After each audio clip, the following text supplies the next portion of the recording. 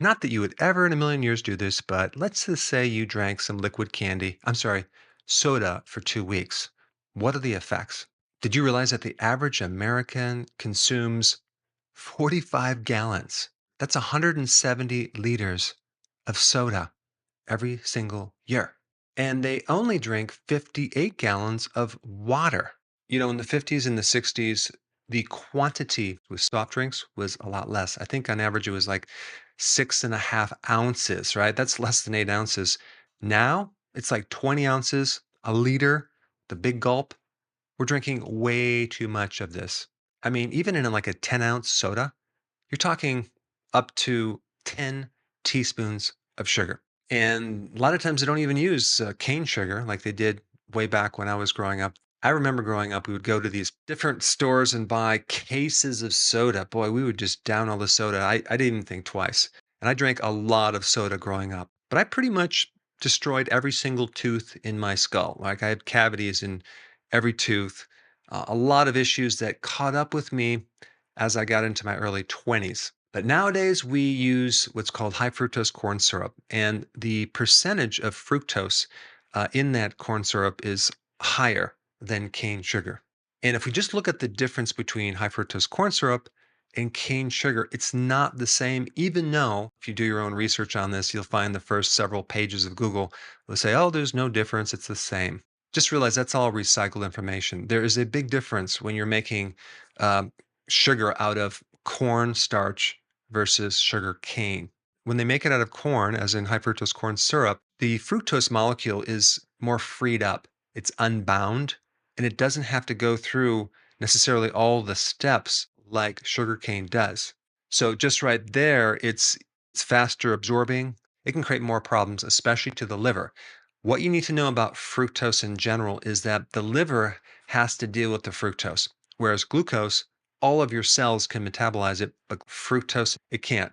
This is why fructose acts very similar to alcohol as far as the liver. It uses very similar pathways. And so fructose is more designed to create fat, whereas glucose can be supplied more for energy. And the thing about high fructose corn syrup with all that fructose is it doesn't satisfy you very much. So we can consume a tremendous amount of product without feeling satisfied, which is kind of dangerous, especially if a child is drinking this. I mean, if you just compare high fructose corn syrup to like fruit, how much fruit would you have to consume to get the same amount as one soda? I mean, you'd have to eat a lot of fruit.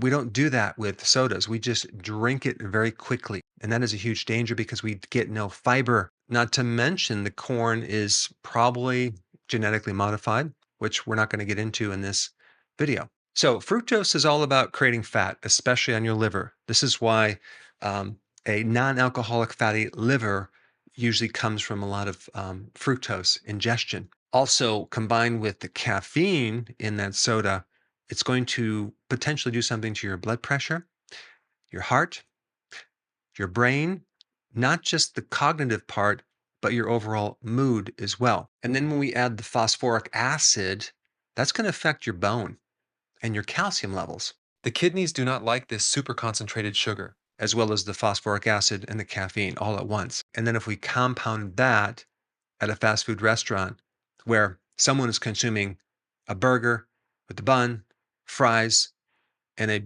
big gulp of some type of soda. Wow, what a deadly combination, because that's going to create what's called glycation. It's going to create a lot of problems with your blood proteins and your brain, and your kidneys, and your eyes, not to mention increasing inflammation as well as increasing the risk for diabetes. Even Harvard University stated in one of their articles, the soft drinks worldwide are associated with over 180,000 deaths. And even the World Health Organization mentioned that this soda is a key contributor to childhood obesity. I think it was Margaret Chan who mentioned that from the World Health Organization. And of course, the trade group for beverage companies didn't like that. So apparently they have a good friend at the CDC. And through the Freedom of Information Act, there is certain documents that were acquired showing this interesting, cozy relationship between American Beverage Association and the CDC. They expressed their upset and concern about statement from the World Health Organization, and they said right in the emails, something must be done about this. And apparently, they wanted to have dinner with someone from the World Health Organization to discuss this matter. So, my question is, what is going on with this relationship between government and big food? I will put a link down below to show you more information about this. There's a great organization that kind of studies this, and they have a lot of documents with this conflict of interest. I mean, it's pretty wild that Coca-Cola does anti-obesity campaigns. Like, why is Coca-Cola in the business of anti-obesity when they sell the exact product that creates the problem? In fact, when you look at the outcome of some of these studies that are beverage industry funded, you're going to find like between 4 and 8 times more favorable outcomes, which is not very surprising. But between 2009 and 2010, the beverage industry spent $30 million in lobbying fees, which is just a crazy amount of money. But let me just kind of get on track because I got a little distracted. When you consume sodas, you're getting a lot of liquid sugar in a short period of time. And this sugar is a perfect food for microbes, yeast, bacteria, candida, fungus. In fact, many people who have an overgrowth of candida are just consuming way too much sugar. This amount of sugar can suppress your immune system, making you more susceptible to getting infections. And there's one study that shows that it can do it within 30 minutes of consuming a sugary beverage. And when you have less defenses, you can have other issues as well. You can have increased tumor growth. And just think about what cancer eats, right? It loves sugar. And so cancer cells are sugar hogs. So we don't want to feed them more sugar. Sugary beverages deplete you of vitamin C. Actually, they block vitamin C because the chemistry of vitamin C is similar to sugar. So if you're consuming sugar, you're not going to be able to absorb vitamin C. Also, your B1 will be depleted when you consume a lot of sugar, as well as vitamin D. And vitamin D has also a side important function of helping you regulate iron.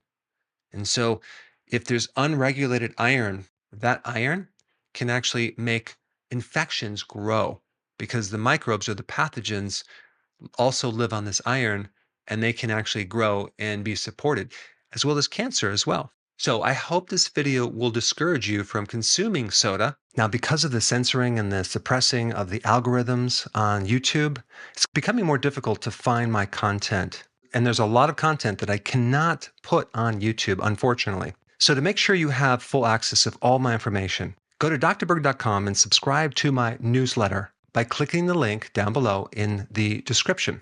I will see you on the other side. But if you haven't seen my video, what would happen if you gave up sugar for 2 weeks? You should probably check it out. I put it up right here.